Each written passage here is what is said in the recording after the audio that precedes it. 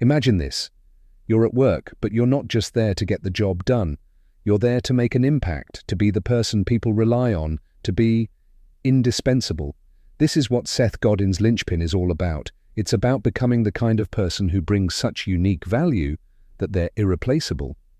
So, if you're ready to step up and become a linchpin, let's dive into how you can make that happen. Think back to a time when work meant showing up, following instructions, and doing what you were told. Well, that world? It's gone. In today's economy, people who stand out are the ones who thrive. Godin calls these people linchpins. They're the creative thinkers, the problem solvers, the people who add something no one else can. Imagine you're on a team, and you're the person who always has fresh ideas or spots opportunities where others don't. That's what it means to be a linchpin. It's not about just doing the job. It's about adding something that only you can bring. So ask yourself, what's something you can add today that nobody else can? Section 2. Treat your work as art. Here's a thought.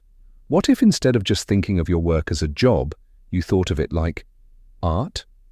Now I know, not everyone is a painter or a musician, but Godin says that no matter what job you have, there's an art to it, a way to make it personal, creative, meaningful.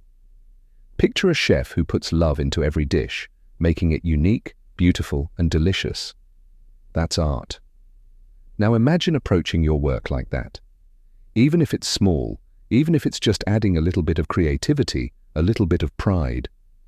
Linchpins know that their work, no matter how routine it may seem, can make an impact. So here's something to think about.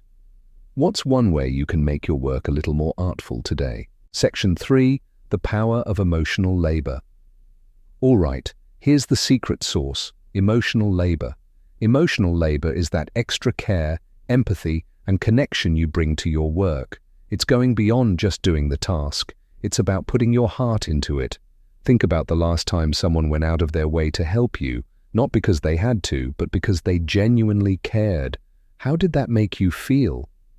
Linchpins know that it's this kind of emotional investment that makes people feel you're essential, that you're someone who matters. So, here's a question. How can you bring a little extra care to what you're doing today? Section 4.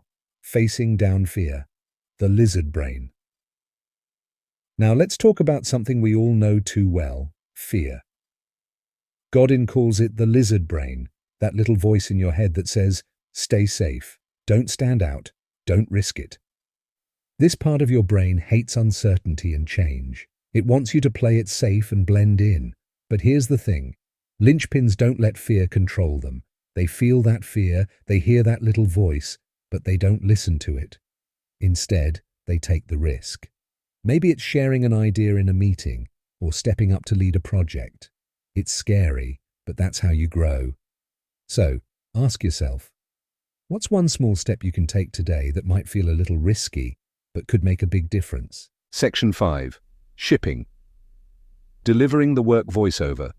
This is a big one. Godin calls it shipping, which is all about finishing and delivering your work. We've all been there, endlessly tweaking something, trying to make it perfect. But linchpins, they know when to stop. They know it's better to get it done and out the door, even if it's not 100% perfect. People who get things done, who deliver on time, these are the people that others rely on. So, think about a project you've been putting off or endlessly revising. What if you just went for it, took a deep breath and shipped it? Section 6. Giving gifts and building connections.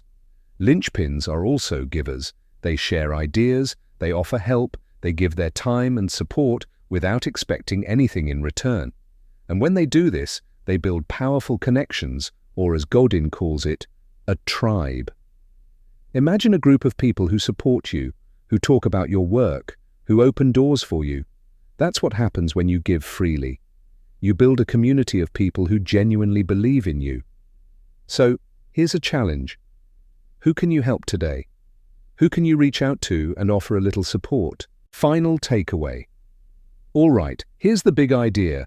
To become indispensable, don't just blend in or go through the motions. Find ways to bring your unique touch to everything you do, show genuine care in your work, and don't be afraid to take some risks. Being a linchpin isn't easy, but it's worth it. You're not just building a career, You're building a life filled with meaningful work that only you can do. In Linchpin, Seth Godin is asking you to bring your full, authentic self to the table. Be brave, be creative, and most importantly, be indispensable.